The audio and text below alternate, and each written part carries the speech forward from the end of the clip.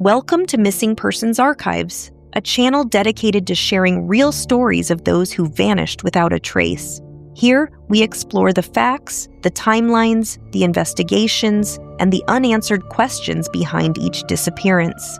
These are more than cases, they are people, and every story deserves to be told. Subscribe and join us as we shine a light on the missing. In the world of missing persons, there are countless cases that defy logic, stretch the boundaries of what we understand, and leave behind haunting questions. But few cases are as layered, controversial, and internationally mysterious as the disappearance of 15-year-old Emanuela Orlandi. It didn't happen in some remote wilderness, not in the middle of a dark, rural highway. It happened in Vatican City, arguably one of the most sacred and secure places in the world. And yet, in the summer of 1983, a young girl vanished without a trace, setting off a decades-long mystery that would entangle the Vatican, the mafia, international terrorists, and even whispers of the supernatural. This is the strange and still unsolved disappearance of Emanuela Orlandi. Emanuela Orlandi was a typical teenager by all accounts, musically gifted, family-oriented, and a citizen of Vatican City. Her father worked within the papal household as a lay employee, organizing events for the Pope. Living within Vatican City made her one of a very small number of people who could say they were actual citizens of the sovereign state. She was in her second year of high school and regularly attended music classes 3 times a week in central Rome.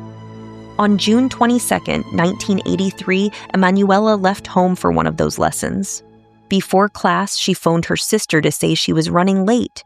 She had just spoken to an Avon representative about a potential part-time job. That's the last time her family would hear her voice. After the music lesson, a classmate reported walking with Emanuela toward a bus stop when a green BMW pulled up. Emanuela climbed into the passenger seat and was never seen again. Her family grew worried almost immediately when she didn't return home, but the local police didn't share their urgency. Authorities initially treated it as a teenage runaway case.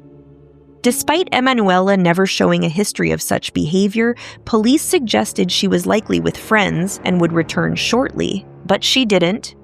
Her desperate family began printing posters, contacting newspapers, and placing ads, including their home phone number, in hopes someone would come forward.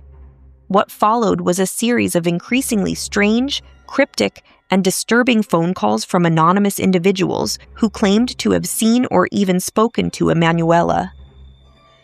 On June 25th, 3 days after her disappearance, a man identifying himself as Pierluigi called the family. He claimed to have seen a girl matching Emanuela's description near Piazza Navona, going by the name Barbarella. She allegedly told him she had run away from home with money from selling Avon. The next caller, Mario, claimed he was a bar owner who had seen a girl matching Emanuela's photo. She, too, called herself Barbara and said she'd return for her sister's wedding. Then the calls took a dark turn. A man with an American accent began contacting the family and press, demanding the release of Mehmet Ali Aka, the man who attempted to assassinate Pope John Paul II in 1981. He claimed Emanuela had been kidnapped by a terrorist group and was being held as leverage. This so-called American even played what sounded like Emanuela's voice over the phone and sent proof, photocopies of her sheet music, and a note allegedly in her handwriting. Soon, another call came in from someone with a Middle Eastern accent, also claiming to represent the same group. This man gave the Vatican 20 days to release Aka, or Emanuela would be killed. But the Vatican refused to negotiate. The deadline passed. The calls stopped. For decades, the case remained cold, but not forgotten. Over the years, several theories emerged, some chilling, others deeply conspiratorial. One of the earliest theories came directly from Aka himself. He insisted Emanuela had been abducted by the Grey Wolves, a Turkish ultra-nationalist group he belonged to. He later claimed she was still alive, living in a cloistered convent. Another theory pointed fingers at the Vatican bank and Archbishop Paul Marcinkus, who had been involved in major financial scandals around the same time. Emanuela's father had reportedly discovered information that could have implicated powerful figures in wrongdoing. Then came the mafia theory. Antonio Mancini, a former member of the Banda della Maliana crime syndicate, claimed the kidnapping was orchestrated by the mafia to pressure the Vatican into repaying large debts. The group's ties to the Vatican Bank and the suspicious death of banker Roberto Calvi, God's banker, found hanging under Blackfriars Bridge in 1982, added fuel to this theory. In perhaps the strangest twist of all, anonymous calls claimed that Emanuela's body had been buried in the crypt of notorious gangster Enrico De Pedis, who had been buried, astonishingly, in a prestigious basilica reserved for high-ranking clergy. When De Pedis' tomb was finally opened in 2012, investigators found his body impeccably dressed in a suit and tie, and surrounding him over 200 boxes of human remains. None were Emanuela's. Perhaps the darkest allegation came from Father Gabriele Amorth, the Vatican's chief exorcist for decades.